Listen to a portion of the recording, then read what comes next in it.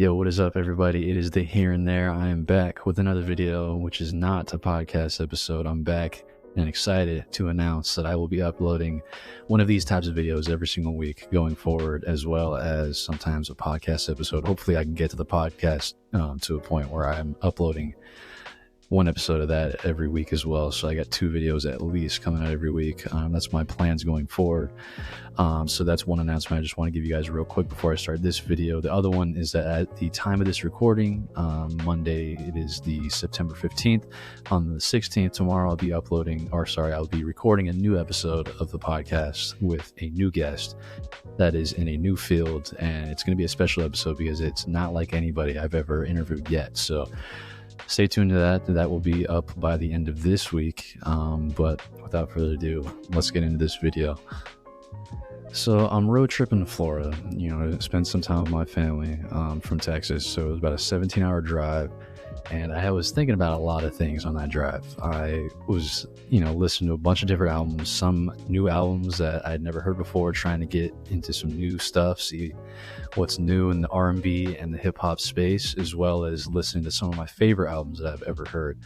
Along that way, I came across a really deep, intuitive thought, I guess, regarding music in general. And my thought was, if only one person likes a song, and I'll use this analogy because I actually thought of this analogy on the spot when I was driving.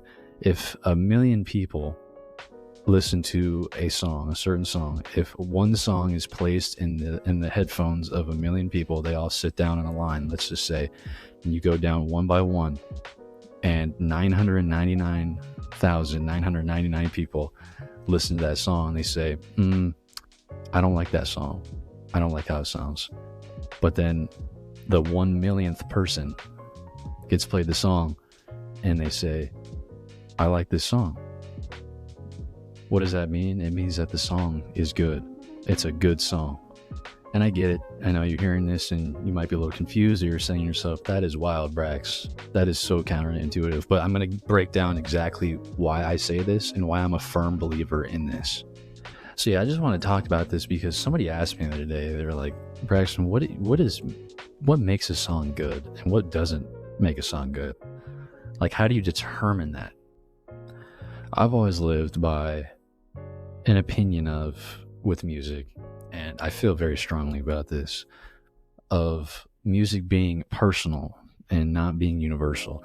And what I mean by that is every song that an individual listens to, whether that individual likes it or not, it is personal to them in some way, right? The frequencies that are playing inside a song, the specific instruments, how something sounds, the chord or the note or whatever it is that's making up the entirety of that song, is either something that is appealing to you or it's not. And it's either appealing to your ears or it's not, right? Think about your least favorite music genre that you would never listen to by yourself on a road trip, or by yourself listening to in any circumstance or any situation, right, or any setting. That genre is liked by somebody in this world. Somebody in this world likes that genre and will listen to that and say, I enjoy this. It's appealing to me. And what's funny to me is over the years, whether it's in college or just even if I'm just in a car with other people, my homies or whatever, and they pass me the aux, they pass me the Bluetooth, they pass me the CarPlay, and I play something that none of them have heard, or something that's not really like popping on the radio, right? And it's something that I like, and it's something that I like to listen to, but I don't know if they're gonna like, right? It's the same type of argument where you say the whole car could not like the song that you're playing, whole car could hate it, whole car could look at you like this and be like, change the song. But you played it because you like it, which means that it's good, which means that it is good. And that's a smaller scale example, but there are wider scale examples that are very relevant as well. Like, you could listen to one song and you could hate it, and what sounds good to one person, or what sounds bad to one person could, whatever sounds bad to one person could be completely life-changing for another person. Another song that one person would shrug off and never listen to ever again very well probably is a song that another person would listen to and would change their entire perspective on an entire topic or viewpoint, or it would just help them emotionally get through a tough time. Because at the end of the day, music is art, and art is subjective. So every single album, song, instrument, composition, whatever it is that you listen to, it's good. It is good.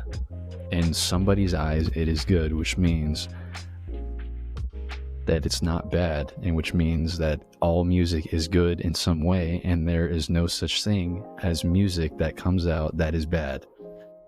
That's crazy, I know. But there's no such thing as music that is released that is bad. Music that is good and that is liked by individuals, it's not an objective standard. It's defined by the connection that the individual person has and develops with that artist, with that album, with that song. And because of that, you can't say to somebody that this is bad, because it's not. Like, I grew up and I never ever listened to country. I never did. I just did not grow up listening to it. That's not what I was being played in the car by my father on the way to basketball practices, on the way to games. And that's not what was being played, when I was hanging out with my friends at the function, or, we're riding around in my friend's car growing up. That was not what was played, right? But I say that in terms of what the past is like now. I love country. I listen to country a lot. So some people, they think that country is awful. Some think that country is the best thing ever. It's the best genre ever. And whatever your opinion is, you're right. You're right. Who's right? Both. Both people are right. Whether you hate it, whether you don't, you're right.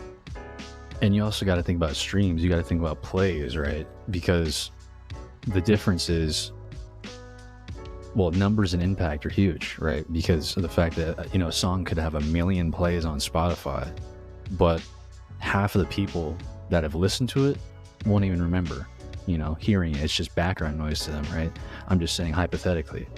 While on the other hand, if one person listens to a song and it gets them through depression, or it gets them through their strong anxiety, right? And it truly helps them become a better person, or it makes them cry, or it, becomes their favorite song ever in their own opinion.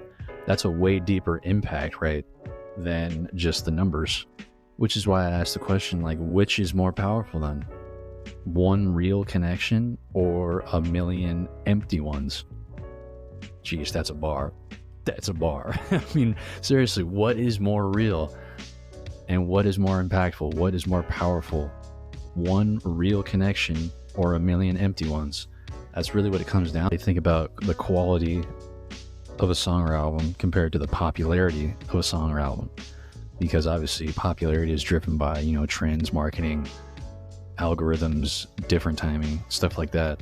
And obviously that doesn't automatically equal quality, right? There are songs that are at the top of the charts right now that people will forget in a year, right? People that it's not going to resonate with them. It's just going to be a song that's popping right now that they'll hear in the club, or they'll hear in the car, or they'll hear somebody play, or maybe even on the radio station. But a year from now, they're not going to be listening to it. It's not going to be in their daily rotation. It's not going to be something that has impacted them, and a song that they will remember, for years to come. Same thing with, on the other side of the spectrum is, there are songs that with only a few thousand plays, but those songs are going to be songs that people will hold on to for the rest of their lives. This idea, it's not even just in music either. It's in so many other forms of art, right? Let me just give you an example of an actual visual art example. Van Gogh, right? He barely sold any paintings when he was alive and he was creating. But, to those few people that bought his paintings, they'll connect with that art for the rest of their life. And the people that did connect while he was alive, his work was already considered good to them. Because what is the purpose of art? What is the purpose of music? I mean, if we want to get philosophically that deep into it, what is the purpose of art and music? It's to create a type of reaction, right?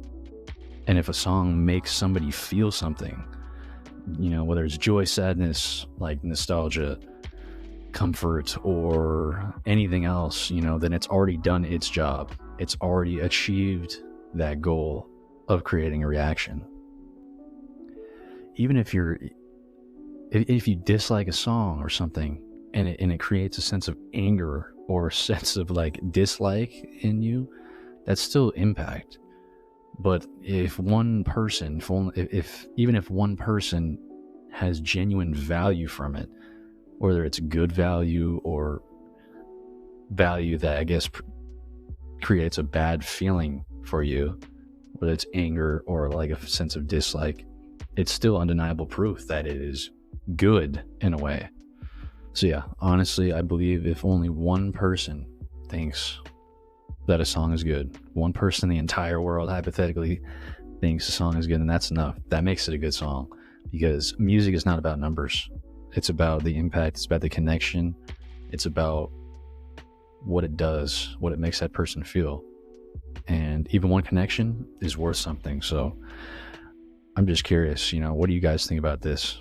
What's a song that you love that, you know, most people probably haven't heard of, or maybe even your friends that they think it's weird, but to you it's amazing? I'm curious, man. Drop something in the comments. Let me know what you think about this video, this opinion. And I appreciate everybody who's watching this video, who's checking out my channel. Make sure to go subscribe. Make sure to go check out my podcast episodes. There will be one coming out this week with a new guest who is in a field that I have not dove into yet on this channel, so that will be really exciting. I appreciate everybody for watching this video. I'll talk to y'all in the comment section and in the next video coming soon, and I'll catch y'all later. Peace.